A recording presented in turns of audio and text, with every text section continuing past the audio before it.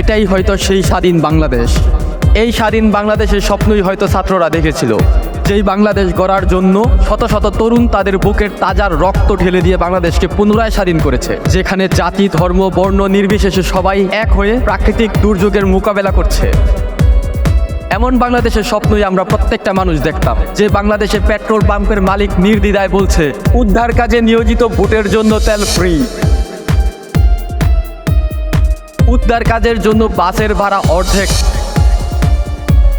Mobile phone অপারেটররা তাদের internet free করে দিচ্ছে, বিভিন্ন কর্মজীবী মানুষ তাদের বেতনের একদিনের সমপরিমাণ ইনকাম অনুদান করছে,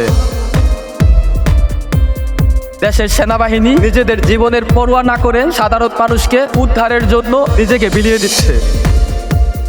কোনো নিরাপদ জায়গা থাকলে সেই স্থানের মালিক আশ্রয়হীন গৃহহীনদের থাকার জায়গা দিচ্ছে। সকল মানুষ বলছে খাবার ভাগ করে খাবো। ধর্ম বর্ণ জাতি নির্বিশেষে সবাই একসাথে হয়ে কাজ করছে। জেগে উঠেছে বাংলাদেশ।